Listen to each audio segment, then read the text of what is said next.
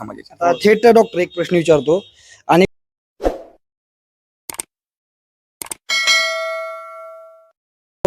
विजयाचा गुलाल बघताय तुम्ही डॉक्टरच्या अंगावर. अनेक लोकांचं म्हणणं होतं की बाबा डॉक्टर शीट लागेल नाही लागेल, परंतु मी तर म्हणेन की धामणी गावातल्या पिसावस्ती आणि ह्या पिसावस्तीच्या इथं आपण गुलाल बघतोय आणि जी लीड आहे वस्तीने एकट्या मतदान केलं आणि दिलेल्या वचनाला जागणारी हे आहे आणि ज्या गोष्टी सांगितलेल्या तुम्हाला त्या गोष्टी दिलं लीड. नाही, मला पहिल्यापासून धनगर समाजावर प्रेम आहे. धनगर समाजाचा अभिमान आहे. माझ्या गावाचा मी धनगर समाजाचं माझ्यावर खूप मोठं प्रेम आहे आणि ते माझ्या विजयात त्यांचा खूप मोठा वाटा आहे. त्यामुळं त्या समाजाबरोबरच तिथले पण नातेवाईक तुमच्याकडे तुम्हाला माहित आहे तिकडच्या समाजावर माझं किती प्रेम आहे आणि इथल्या बसाळ वस्तीनं जे माझ्यावर विश्वास दाखवून एक कट्टा मतदान मला दिले ते मी आयुष्यात कधी विसरणार नाही. त्यांचे उपकार मी कधीच विसरणार नाही. आणि आता हे आमचं तात्या येतं किंवा काय सांगचाल हितल्या मतानं तुम्ही जरा ह्या हितल्या मतानं राजकारण फिरलं? इथल्या मतानं थोडस सपोर्ट चांगलाच मिळाला. हा, त्यामुळं विजय घेण्यासाठी थोडी मदत तुमची चांगल्या पद्धतीने मिळाली. एक मत म्हणजे लय महत्वाचं तात्या येतं. तात्या काय सांगचाल त्या दिवशी तुम्ही म्हणला की बाबा गुलाल आपण जिकडे येईल तिकडच हे होईल? पण ते पहिल्यापासूनच आहे. मी जिकडं असतो तिकडच गुलाल असतो. मी जिकडं असतो तिकडं गुलाल घेतल्याशिवाय सोडीतच नाही मी. बर. आणि पहिल्यापासून मी आताच नाही 1960 सालापासून मी आहे.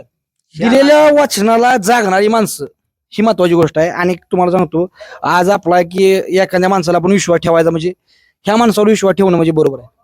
100% बरोबर आहे. एक शब्द पाळणं हे शब्द पाळ खूप मोठी विश्वासार्हता लागते आणि ती तुमच्या समाजात आहे त्याचा मला खरंच तुमच्याबद्दल अभिमान आहे. आणि जयाभाऊ आज मंत्री आहेत पण त्यांच्या मागे सुद्धा धनगर समाज एक कट्टा बऱ्यापैकी सगळीकडचा असतो. तर दिलेल्या वचनाला जागणारा समाज आणि तुमच्या समाजाच्या बरोबर राहणाऱ्या माणसाचं कधीच वाईट झालेलं नाही. काय सांगचाल तुम्ही? नाही, आज आता 2009 पासून आम्ही जयाभाऊंच्याच पाठीमागे आहे.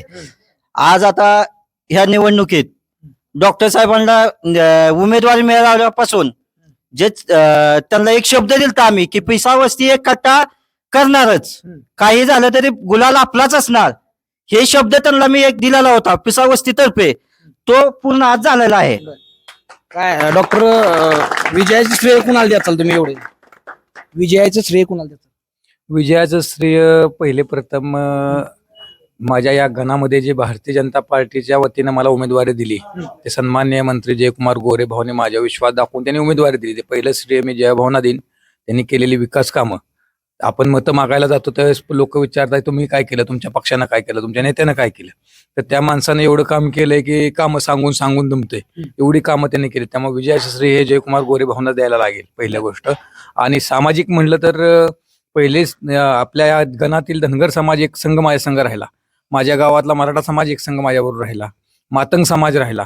इतर समाज राहिला. माझ्या समाजाने मला चांगली ताकद दिली. त्यामुळे मी सर्व समाजाचं मी मनापासून धन्यवाद मानेन. पण त्यातल्या त्यात धनगर समाजाचा जास्त आभार मानेन की त्यांनी मला एक कट्टा मतदान तुमच्याच पिसावस्तीच नाही माझ्या गावात जर तुम्ही आला विचारलं तरी माझ्या सगळ्या पाठीमागे ताकद सगळ्यात जास्त धनगर समाजाची. आता थेट डॉक्टर एक प्रश्न विचारतो.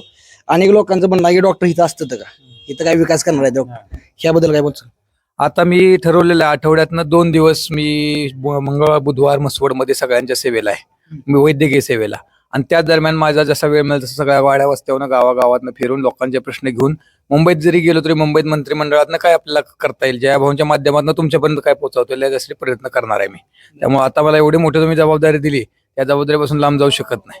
गुलाल अंगावर पडत नव्हता बरेच दिवस तुम्ही हे झालं, ह्या वारीनं शेवटी यश आलं. मग ग्रामपंचायतीला सोसायटीला वगैरे मला गुलाल मिळत होता पण तालुका लेवलला ही माझी पहिली यशस्वी निवडणूक आहे. त्या जे भारतीय जनता पार्टीने जयाभाऊने मला साथ दिली त्यामुळे मी यशस्वी झालो. मी सगळ्यांचे आभार मानतो. धन्यवाद. चला मित्रांनो, धन्यवाद.